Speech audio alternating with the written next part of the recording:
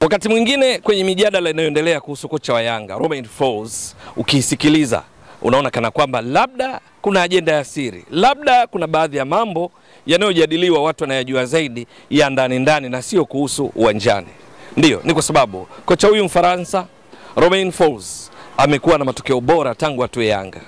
Ndiyo, mpaka sasa ameshaiongoza katika mechi 10, kwa maana ya mechi zote zile za maandalizi ya msimu na mechi rasmi. Kati ya mechi hizo 5 ni rasmi, lakini 5 nyingine ni za maandalizi ya msimu, za kirafiki tunaweza kusema. Lakini huyu mwamba kati ya mechi hizo 10 ameshinda 9, sare 1. Sare yenyewe ni ile ya mechi ya ligi kuu Tanzania bara, mechi ya mwisho kwenye uwanja wa Sokoine jijini Mbeya, iliyoisha kwa suluhu. Hakuna timu iliweza kupata bao. Lakini ni Romain Folz katika mechi hizi 10 amefunga mabao 21 akiruhusu mabao 3.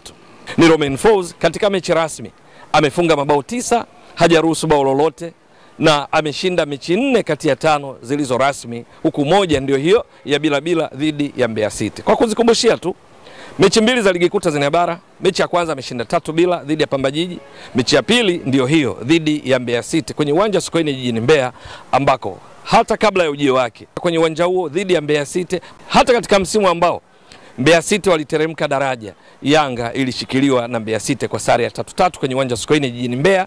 Tena Yanga wakisawazisha bao dakika za jioni kuelekea mwishoni mwa mchezo. Vinginevyo Yanga walikuwa wanakwenda kufa kwa mabao 3-2 dhidi ya Mbeya City iliyokuwa ikiteremka daraja. Sasa Romain Folz katoa bila. Kwa lugha nyingine, kwenye ligi kuu mechi 2 ana pointi 4, ana mabao 3, hajaruhusu bao. Mechi nyingine rasmi ni zipi? Ni mechi 2 za hatua ya awali ya ligi ya mabingwa barani Afrika aliyocheza dhidi ya Wydad ya Angola. Alikwenda ugenini akashinda 3-0, huku Prince Mpumelo Dube akiwa hayuko katika siku yake nzuri kikosini kwenye kufunga, kwa sababu licha ya kufunga bao 1 kati ya yale 3, bao la dakika 79, lakini alipoteza nafasi kadhaa za wazi, zikiwamo kama 4 za wazi zaidi. Mechi ya marudiano jijini Dar es Salaam, Romain Folz akashinda tena dhidi ya Wydad 2-0. Kwa lugha nyingine akafunga mabao 5 katika mechi 2. Mechi nyingine rasmi ni Yanga ya Jamii. Yanga ikicheza dhidi ya mtani wake wa jadi Simba, Yanga ilishinda bao 1-0. Ilikuwa ni mechi ngumu. Kipindi cha kwanza Simba walitawala, walikosa nafasi kadhaa za kufunga. Kipindi cha pili utawala ulihamia kwa Yanga. Mwisho wa siku Yanga bao lake 1 likawapa ushindi lilofungwa na Peodo Pacome Zouzoua. Katika mechi za maandalizi ya msimu, baadhi yake ni pamoja na mechi ya kilele cha siku ya Mwananchi dhidi ya Bandari ya Kenya, mechi ya mtoko. Mabadiliko ya wachezaji walikuwa ni karibu mara 2 ya wachezaji 11, kwa maana kwamba walioanza lakini wakaingia wengine wengi katika kipindi cha pili, mpaka jezi zilibadilishwa mechi ya maonyesho, lakini bado Yanga walishinda 1-0. Mechi nyingine ni pamoja na ushindi wa 3-1 ugenini dhidi ya Rayon Sports, mechi ya kirafiki kule Rwanda.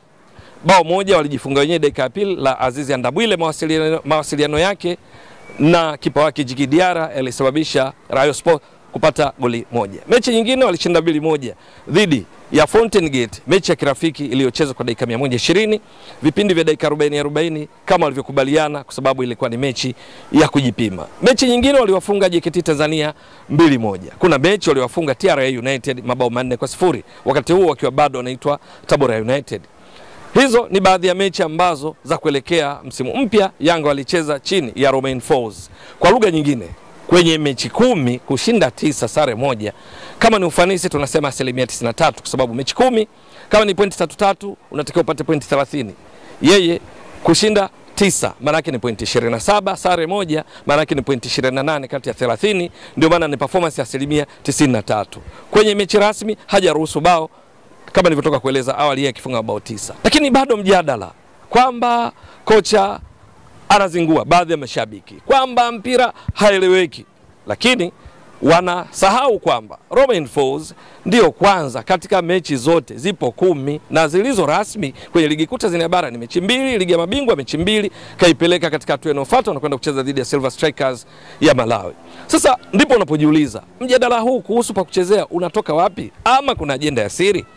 Kwa sababu miongoni mwa makocha wanaotajwa kuwapo Yanga, akitoka Romain Folz.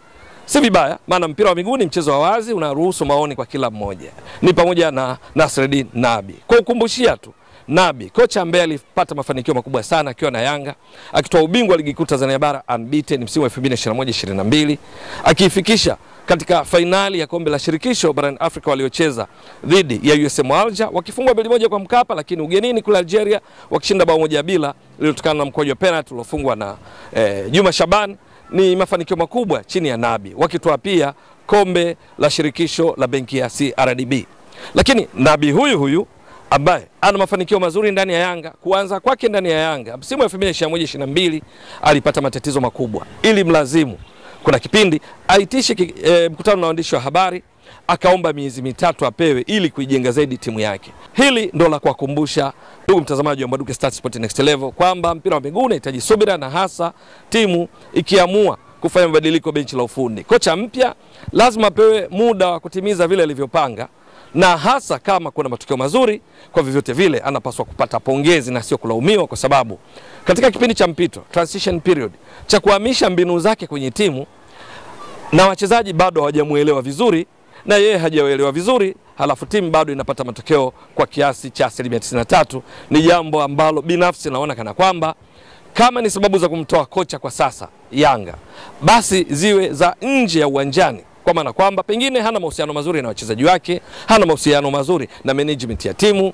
hana mahusiano mazuri na wadau wengine muhimu ndani ya Yanga. Lakini kwa maana eneo la kuchezea, hoja zenye mashiko zinakosekana kwamba Romain Folz tayari umefika muda wa kupimwa na kuonekana hafai kwa kipindi hiki, maana vigezo vya uwanjani vinashangaza kwa kuwa amefanya kwa kiwango cha juu mno. Nabi alikuwa anakumbushia msimu uliomalizika 2024-25 akiwa katika klabu ya Kaizer Chiefs, ligi kuu Afrika Kusini PSL, mechi 28, maana msimu uliomalizika kule Afrika Kusini zilichezwa mechi 28 kwa sababu kulikuwa na timu 15. Timu mojawapo iliondolewa kikanuni katika ligi kuu Afrika Kusini, kwa hiyo hazikuchezwa mechi 30, hakukuwa na timu 16 bali 15. Kwenye mechi 28 matarajio maximum performance kwa kila timu kupata pointi 84 kwa zile zitakazoshinda mechi zote. Kaizer Chiefs walimaliza katika nafasi ya 9. Kwenye mechi 28, Kaizer Chiefs ya Nasreddine Nabi ilishinda mechi 8, ilitoa sare mechi 8, ikafungwa mechi 12. Maana kwa mwisho wa msimu kwa lugha nyingine walipata pointi 32 kutokana na mgawanyiko uliyokuambia, ushinde mechi 8 maana yake ni pointi 24, alafu sare mechi 8 maana yake ni pointi 8, ukijumlisha pointi 32. Pointi 32 kati ya 84 ukiweka katika ufanisi performance ni around 38%. Lakini sio hilo, Kaizer Chiefs ya Nabi ilifunga mabao 25 ikaruhusu mabao 32. Kwa lugha nyingine goal difference ilikuwa ni hasi 7. Lakini ni Nabi ambaye alimaliza msimu akiwa na taji moja, kombe la FA lao, kama hapa tunavyoita kombe la shirikisho la benki ya CRDB, ndilo alilotwaa, na ndio maana Kaizer Chiefs wamepata tiketi ya kuwakilisha Afrika Kusini katika michuano ya kombe la shirikisho. Vinginevyo kwenye ligi kuu, Nabi matokeo ni ya chini mno akiwa na Kaizer Chiefs kwa kiwango alichotoka kukielezea. Tena Kaizer Chiefs ni miongoni mwa klabu zenye ukwasi mkubwa sio tu Afrika Kusini bali barani Afrika. Klabu tajiri kwa vyanzo mbalimbali vinavyoshughulikia masuala ya mapato ya klabu, masuala ya kihasibu na biashara. Klabu zenye ukwasi mkubwa tajiri barani Afrika ni pamoja na Al Ahly ya Misri, ni pamoja na Kaizer Chiefs ya Afrika Kusini aliyotoka kufundisha Nabi. Lakini pia kuna timu nyingine kama Pyramids, kuna timu nyingine kama Mamelodi Sundowns, zina ukwasi mkubwa wa fedha. Sasa Kaizer Chiefs ndivyo aliyofanya katika ligi kuu ya Afrika Kusini. Unajiuliza, Nabi anarudi? Ndio, inawezekana kama anarudi au akienda popote. Akipimwa kwa kuangalia tu mechi 2 za ligi, akipimwa kwa kuangalia tu mechi 10 kwa maana kuchanganya za michuano yote, ni sawa? Itakuwa ni kumtendea haki? Sina hakika sana, kwa sababu ukifanya hivyo maana yake hata dumu naye. Na sio tu Nabi, pengine makocha wengi wakija Yanga, kama kutakuwa na sababu ya kumuondoa Romain Folz kwa sababu ya kile anachokifanya uwanjani, basi makocha wengi watachemsha kwa Yanga, kwa sababu mpira wa miguu kuna kushinda, kuna kufungwa, kuna sare. Natolea tu mfano, Esperance de Tunis miongoni mwa klabu bora barani Afrika. Baada ya Al Ahly kwa mujibu wa CAF, inayofuatia kwa ubora ni Mamelodi, inayofuatia ni Esperance de Tunis. Kwenye ligi yake amecheza na AS Masra wakiwa na kocha wao Maher Kanzari, wakiwa ugenini dhidi ya timu ya Masra ambayo kwenye ligi kuu ya Tunisia iko nafasi ya 8. Ni timu nyepesi sana kulinganisha na uzito wa Esperance. Dakika 90 kwenye mechi yao, hawa wanaonekana vibonde kwa Esperance. AS Masra walimiliki mpira kwa 53%. Kwa lugha nyingine, Esperance walicheza mpira gimbi, halivutii kulinganisha na wenyeji Masra. Dakika 90 Masra walipiga mashuti 10, 5 yamelenga shabaha. Esperance mashuti 12, 5 yamelenga shabaha. Lakini mwisho wa mechi Esperance walishinda 3-0 kudhihirisha ukubwa wao. Sio out. Kwa maana aina ya mchezo unaochezwa ili timu itimize mpango wake, Mahar Kanzari kashinda mabao 3-0, kacheza soka lisilovutia kama ilivyozoeleka, soka biriani, soka sambusa. Hakuna story za kocha Manzari mashabiki wa Esperance kutaka atimuliwe. Haimaanishi kwamba mashabiki wa Esperance nao wana tabia kama mashabiki wa timu zetu kama Yanga. La hasha, simaanishi hivyo, ila natolea mfano. Liverpool wamekwenda kucheza dhidi ya Galatasaray. Liverpool ya kocha Slot yenye mastaa wengi akiwemo Mo Salah walifungwa 1-0 wakikoswa nafasi kadhaa.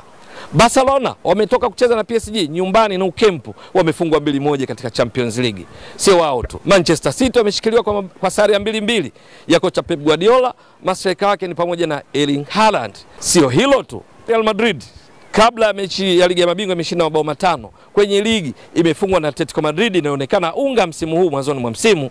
Real Madrid wamekula goli 5-2. Real Madrid yenye Vinicius Junior, yenye Kylian Mbappe, yenye Rodrigo na wachezaji wengine nyota, ikafungwa goli 5 kwa sababu mpira wa miguu tathmini hufanyika baada ya kipindi fulani, lakini sio mechi mbili za ligi kuu kama ilivyo kwa Yanga ambayo mpaka sasa amecheza mechi mbili tu za ligi kuu, mechi mbili za Ligi ya Mabingwa, na za Ligi ya Mabingwa kama nilitoka kueleza ameshinda zote. Kwenye ligi kuu sare 1, ameshinda 1, hajaruhusu bao. Kama kuna sababu za kumtoa Romain Folz, binafsi naamini zitakuwa ni nje ya kile tunachokishuhudia uwanjani, kwa sababu so far so good kwa kocha Romain Folz. Labda kuna sababu nyingine, walio karibu na Yanga wanajua zaidi, lakini vinginevyo ni kocha ambaye anapaswa kuungwa mkono kwa alipofikia. Lakini pia unaweza kujiuliza, hivi sababu gani alipewa kocha Romain Folz kuiongoza Yanga? Je, huo uzuri wake ulioivutia Yanga wakamtwaa na sio makocha wengine, ni wakati sahihi wa kupima kwamba hayo mazuri yake yameshindwa kufikia sasa? Upo wakati utafika wa kusema huyu hafai kwa sababu 1, 2, 3. Lakini kwa sasa kama zipo sababu hizo, naamini sio za uwanjani bali ni za ndani ambazo walio karibu na Yanga zaidi ndio wanaofahamu, na hasa juu ya mahusiano ya kocha mwenyewe na wachezaji wake na wadau wengine wanaozunguka Yanga. Lakini kwa uwanjani binafsi naona kana kwamba Romain Folz hana baya. Anashinda panapostahili kutimiza mpango kazi wa timu hata anapocheza vibaya, kwa sababu ndio kwanza ajiriwa na Yanga na wachezaji wake wote kwa pamoja. Taarifa zinaeleza aliwapata kuanzia tarehe 11 mwezi wa 9. Tarehe 12 wakacheza kilele cha siku ya Mwananchi. Yaani siku moja tu baada ya kupata wachezaji wake wote, akaenda kucheza mechi dhidi ya Bandari akashinda. Siku 4 baadaye dhidi ya Simba tarehe 16, mechi ya Ngao ya Jamii akashinda. Siku 3 baadaye tarehe 19 akasafiri kwenda kucheza mechi ya Ligi ya Mabingwa akashinda 3-0. Huku wakipitia Ethiopia walikaa karibu masaa 4 kwa ajili ya kuunganisha ndege. Lakini akarudi bado tena kuna mechi nyingine za ligi ambako akashinda dhidi ya Pamba. Kwangu mimi naona kana kwamba kwa uwanjani hakuna sababu za kutosha zenye mashiko za kumsuka kocha Romain Folz. Nini kitakachoendelea? Ni swala la kusubiri. Ewe mtazamaji wa Mbwaduke Stats Sport Next Level, endelea kuunga mkono channel hii kwa kuhakikisha kama una subscribe, una share, una like na kucomment. Mwasilishaji wako ni mimi Ramadhani Mbwaduke almaarufu kama Mzee wa Data. Shukran jazilan. Bye bye.